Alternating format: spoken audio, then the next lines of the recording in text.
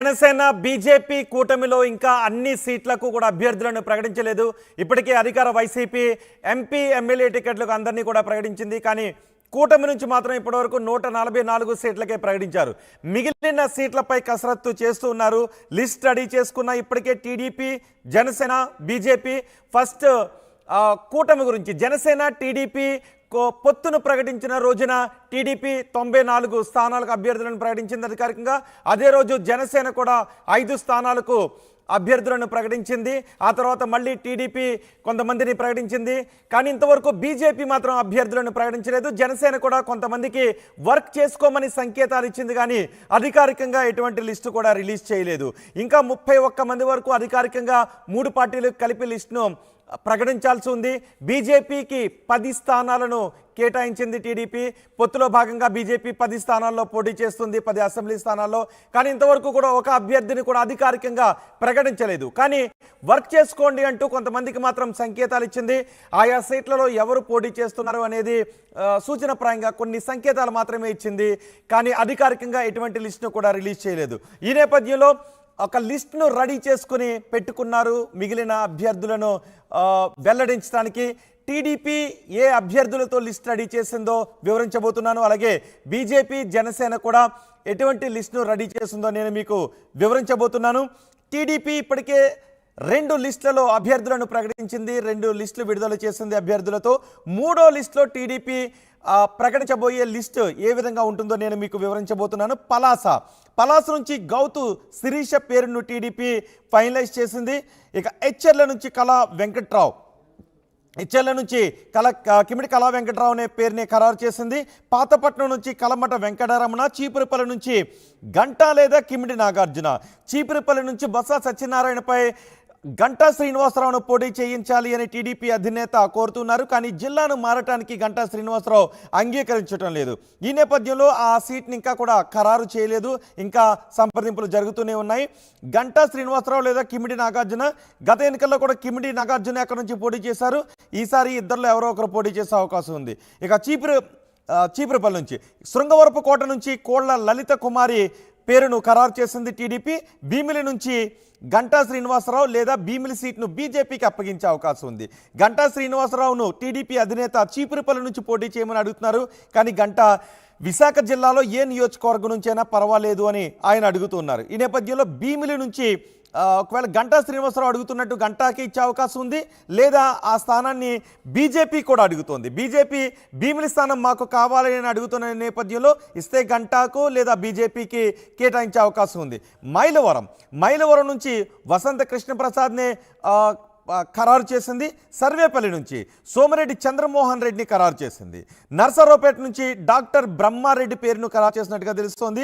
చీరాల నుంచి తిరువేదుల శ్రీనివాస్, ఆలూరు నుంచి వీరభద్రగౌడ్, అనంతపురం నుంచి ప్రభాకర్ చౌదరి, గుంతకల్లు నుంచి గుమ్మనూరు జయరాం, రాజంపేట నుంచి బత్యాల చెంగల్ రాయుడు లేదా జగన్మోహన్ రాజు. వీళ్ళిద్దరిలో ఎవరో ఒకరు పోటీ చేసే అవకాశం ఉంది. వీళ్ళిద్దరూ కూడా టికెట్ పోటీ పడుతున్నారు. ఈ నేపథ్యంలోనే రాజంపేట విషయంలో ఇంకా ఏ నిర్ణయం తీసుకోలేదు. బత్యాల చెంగల్ రాయుడు, జగన్మోహన్ రాజు ఇద్దరిలో ఎవరో ఒకరి పేరును అనౌన్స్ చేసే అవకాశం ఉంది.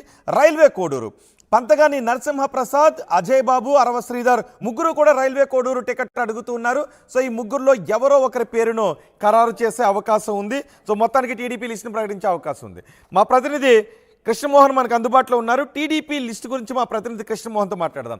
కృష్ణమోహన్, టీడీపీ 3వ లిస్టుపై ఎటువంటి కసరత్తు చేసింది? ఇప్పుడు మన దగ్గర ఉన్న లిస్ట్నే ప్రకటించే అవకాశం ఉందా? ఎప్పుడు ప్రకటించే అవకాశం ఉంది? రోహిత్, మొత్తం మీద అయితే తెలుగుదేశం పార్టీ అధినేత తన ప్రకటించాల్సిన 16 సీట్ల వ్యవహారంలో మాత్రం పూర్తిగా కసరత్తు అయితే చేస్తున్నారు. ఈరోజు కూడా ఉదయం నుంచి చాలామంది సీనియర్ నేతలతో నిన్న ప్రజాగలం సభ మీద మాట్లాడిన తర్వాత టికెట్ల వ్యవహారం మీద కూడా చాలా సీరియస్గా ఆయన చాలాసేపు ప్రస్తావించారు. సాయంత్రం ఆయన అక్కడి నుంచి బయలుదేరి హైదరాబాద్కి వెళ్ళిపోయారు. అయితే హైదరాబాదులో కూడా ప్రత్యేకంగా ఈరోజు రేపు టికెట్లలో ప్రకటించాల్సిన 16 సీట్ల వ్యవహారంలో ఖచ్చితంగా ఆయన ఆ పని మీదనే ఉన్నారు. వీటిల్లో చాలా వరకు కూడా చాలా ప్రపోజల్స్ అసవాహాలు ఉన్నప్పటికీ కొత్త ప్రపోజల్స్ కూడా కొన్ని పెట్టే ప్రయత్నాలు చేస్తున్నారు. సీనియర్లని బుజ్జగించే ప్రయత్నం చేస్తున్నారు. కొంతమందికి కొన్ని కుటుంబాల్లో ఇవ్వాల్సిన ప్రాక్టికల్ ఇష్యూస్ ఉండడం వల్ల అక్కడ కూడా ఇవ్వాల్సిన పరిస్థితి ఉందని చెప్పి ఆ దిశగా కూడా చూస్తున్నారు. మ్యాక్సిమం బహుశా 2-3 రోజుల్లోనే, రేపు ఎల్లుండి లోపలనే తెలుగుదేశం తన 16 మంది ప్రకటించాల్సిన జాబితా ఏదైతే ఉందో ఆ కూటమిలో భాగంగా 144 స్థానాలు వీళ్ళు పోటీ చేస్తున్న నేపథ్యంలో 16 మిగిలి ఉన్నాయి కాబట్టి ఆ 16 స్థానాలకి టీడీపీ ఖచ్చితంగా పోటీకి రంగంలో దిగిపోతుంది. ఒకసారి కానీ ఏ స్థానాలు ఉన్నాయి కూడా చూసుకుంటే, శ్రీకాకుళం నుంచి చూసుకుంటే మనకి పలాస పెండింగ్లో ఉంది. అక్కడ గౌతమ్ శిరీష ఆమె ఆశావాహిగా ఉంది. అక్కడ ఎచ్చెలలో కళా వెంకట్రావు తనకు సీటు రావాలంటారు, కానీ ఆ సీటు అక్కడ కుదరదని చెప్పి కళా వెంకట్రావుకి నిన్న కూడా చెప్పిన నేపథ్యంలో కళా వెంకట్రావు కూడా బయటకు వచ్చి చూస్తామన్నారు, పరిశీలిస్తామన్నారు అని చెప్పి ఆయన మౌనంగానే అక్కడి నుంచి వెళ్ళిపోయిన పరిస్థితి. సో ఎచ్చెల నుంచి కూడా కొత్త అభ్యర్థి రంగంలో దిగబోతున్నారని మనకు స్పష్టమవుతుంది. పాతపట్నం నుంచి కల్మట వెంకట్రావు, అంటే శ్రీకాకుళంలో దాదాపుగా 3 సీట్లు తెలుగుదేశం ఇంకా ప్రకటించాల్సిన పరిస్థితి అయితే ఉంది. అలాగే విజయనగరం చూసుకుంటే చీపురుపల్లి, గంటాని చీపురుపల్లికి పోమంటున్నారు. యాక్చువల్గా గంట ఈరోజు ఉదయం కూడా చీపురుపల్లికి వెళ్ళడానికి సిద్ధమవుతున్నట్టుగా తన కార్యకర్తలతో మాట్లాడుకునే ప్రయత్నం అయితే చేశారు. మళ్ళీ ఇప్పుడు కొంత ఈక్వేషన్స్ ఆధారంగా భీములకే తిరిగి గంటాని పంపిస్తారని ఒక చర్చ కూడా జరుగుతుంది. సో చూడాలి, విజయనగరాన్ని పంపిస్తారా లేకపోతే విశాఖపట్నం భీములకి పంపిస్తారా అనే భీములకి బీజేపీ కూడా కృష్ణమోహన్ బీజేపీ కూడా ఒక్కసారి మన భీములి గురించి చీపురుపల్లి గురించి అంటే గంట గురించి మనం మాట్లాడుకుంటే భీమిలి ఆల్రెడీ బీజేపీ కూడా అడుగుతోంది. సో గంటా శ్రీనివాసరావు కూడా భీముల నుంచి అడుగుతున్నారు, లేదా విశాఖ జిల్లాలో అడుగుతున్నారు. కానీ టీడీపీ అధినేత మాత్రం చీపురుపల్లి నుంచి పోటీ చేయమని అడుగుతున్నారు. సో అక్కడ బీజేపీకి ఇచ్చే అవకాశం ఉందా, లేదా గంటాకి ఇచ్చే అవకాశం ఉంటుందా? అంటే బేసిక్గా టీడీపీ, జనసేన, బీజేపీ 3 స్థానాలు కూడా అక్కడ గట్టిగా ఆ భీమిలి స్థానం మీద మాకు కావాలని ఒక ప్రయత్నం అయితే జరుగుతోంది. టీడీపీ నుంచి ఒకవేళ పోటీ చేస్తే గంటా నుంచి పోటీ చేస్తారా, జనసేన నుంచి కానీ, లేదు బీజేపీ అభ్యర్థి కూడా అక్కడ రంగంలో ఉన్నారు, బీజేపీ నుంచి కూడా తమ అవసరమైన అభ్యర్థిని అక్కడ రంగంలో ఉంచాలని చెప్పి చాలా గట్టిగా ఫైట్ చేస్తున్నారు. అయితే ఈ 3 స్థానాల్లో ఎంతవరకు ఎవరికి తగ్గుతుంది అనేది చూడాలి. అయితే ఫైనల్గా అక్కడ మాత్రం గెలుపు గుర్రం అవతల అవంతి శ్రీనివాస్ ఉన్నారు. అవంతి శ్రీనివాసరావుని ఢీకొట్టగలిగిన వ్యక్తి ఎవరైతే ఉంటే వాళ్ళ విషయంలోనే 3 కూటమి కూడా మొగ్గు చూపే పరిస్థితి అయితే కనబడుతుంది. ఆ దిశగానే అయితే ఇప్పటి వరకు జరుగుతున్న వ్యవహారంలో బీజేపీ ఇప్పుడు దాకా కూడా ఏ అభ్యర్థికి సంబంధించిన ఒక్క క్లూ కూడా బయటికి ఇవ్వడం లేదు. కొన్ని స్థానాల వరకు ఇంటర్నల్గా చెప్తున్నారు తప్పితే బీజేపీ తన అభ్యర్థులు 10 అసెంబ్లీ స్థానాలకు సంబంధించి ఇప్పటి వరకు కూడా క్లారిటీ రాలేదు. ప్రతి వ్యవహారంలో వాళ్ళు ఒకటే మాట చెప్తారు, ఏదైనా ఉంటే అధిష్టానం చూసుకుంటుంది, ఢిల్లీ పెద్దలు చూసుకుంటున్నారు, మా దగ్గర లేదు అని వాళ్ళ ప్రస్తావనలకి వాళ్ళ ప్రపోజల్స్ అన్నీ కూడా వెళ్ళాయి. కానీ వాటిలో ఫైనల్ చేయాల్సింది ఢిల్లీ నుంచే అని చెప్తున్న పరిస్థితి ఉంది. కాబట్టి భీమిల్ లాంటి సెంటర్లో 3 స్థానాలు కోరుకుంటున్నారు. మిగతా సెంటర్లో 2-3 కూడా 2 జనసేన టీడీపీ మధ్య కూడా కొంత వారుతుంది. కొన్ని స్థానాల్లో టీడీపీ బీజేపీ మధ్య కూడా కొంత పోటీ జరుగుతున్న పరిస్థితి కూడా మనం చూడాలి రోహిత్. అయితే ఇప్పుడు ఓవరాల్గా చూసుకుంటే మాత్రం వ్యవహారం జరుగుతున్న దీంట్లో మాత్రం భీమిలికి సంబంధించిన వ్యవహారంలో కొంత గంటాకిస్తారా లేకపోతే ఎలా చీపురుపల్లికి పంపిస్తారా గంట అనేది కూడా చూడాలి. అలాగే బీజేపీ అభ్యర్థి కూడా అడుగుతున్నారు కాబట్టి ఏ కూటమిలో వాళ్ళు ఏ పార్టీకి కేటాయిస్తారనేది కూడా చూడాల్సిన పరిస్థితి అయితే ఉంది. ఇక సింగవరపు కోటలో కోల లలిత కుమార్ ఉంది, ఆమె కూడా ఆశావాహిగా ఉంది. అక్కడ కూడా జనసేన కొంత పట్టుబడుతున్న నేపథ్యంలో అక్కడ పరిస్థితి ఎలా ఉంటుందని కూడా చూడాల్సిన పరిస్థితి అయితే ఉంది. సో ఇందాక మనం మాట్లాడుకుంటున్ననే భీమిలి విశాఖపట్నం జిల్లాకి వచ్చేసరికి భీమిలి పెండింగ్లో కనబడుతుంది. దాన్ని ఎవరికి కేటాయిస్తారు, ఏ పార్టీకి భీమిలి వెళ్ళిపోతుంది అని కూడా చూడాల్సిన పరిస్థితి. ఇక నెల్లూరుకు సంబంధించి అన్ని స్థానాలు క్లియర్ అయినప్పటికీ కూడా ఒక సర్వేపల్లి పెండింగ్లో ఉంది.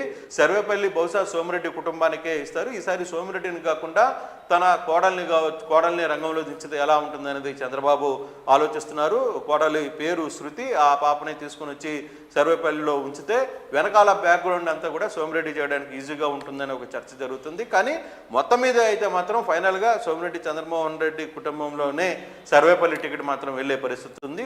పోటీ చేసే సోమిరెడ్డి పోటీ చేస్తారా లేకపోతే తన కోడలు పోటీ చేస్తారా అనేది మాత్రమే పెండింగ్లో ఉంది. అది మాత్రం బహుశా రేపు ఎల్లుండి క్లియర్ అయ్యే పరిస్థితి అయితే ఉంది.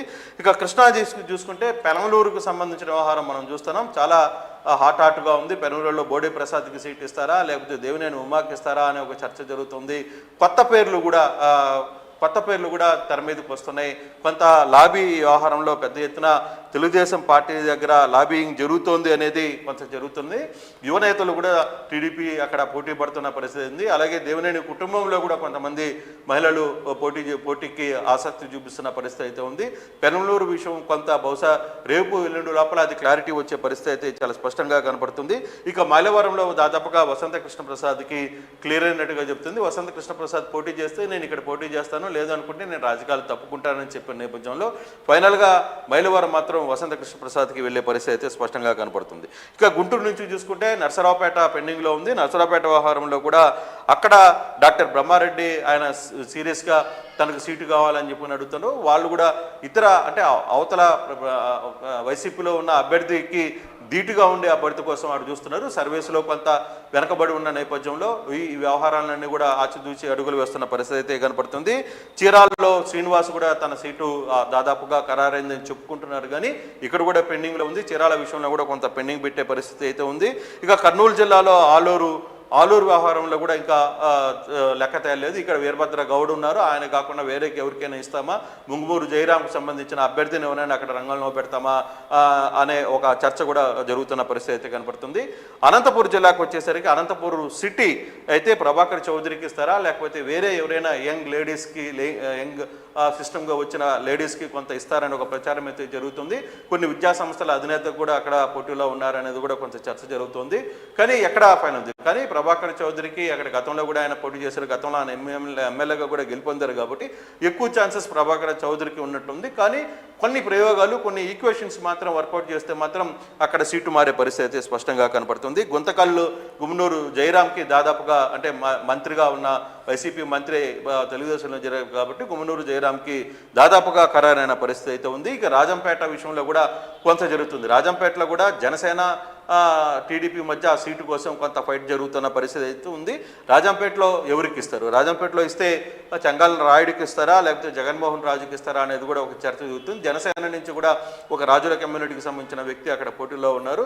సో రాజంపేటది ఇప్పట్లో కూడా రేపు ఎల్లుండో తేలే పరిస్థితి అయితే ఉంది. రైల్వే కోటూరులో కూడా ఇక్కడ కూడా ఆశావాహులు చాలా మంది కనపడుతున్న పరిస్థితి అయితే ఉంది.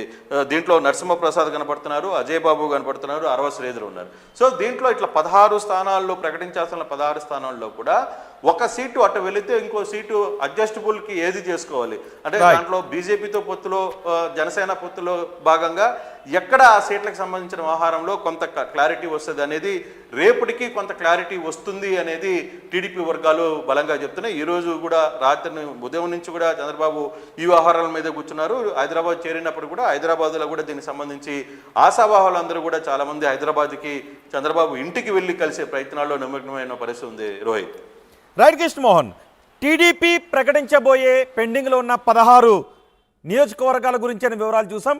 ఒకసారి బీజేపీ గురించి కూడా మాట్లాడుకుందాం. బీజేపీ కూడా ఇంతవరకు అధికారికంగా లిస్టు ప్రకటించలేదు. బీజేపీ 6 లోక్సభ స్థానాల్లో పోటీ చేస్తుంది, 10 అసెంబ్లీ స్థానాలకు పోటీ చేస్తుంది. కానీ అధికారికంగా ఇంతవరకు కూడా ఎవరు అభ్యర్థులని ప్రకటించలేదు.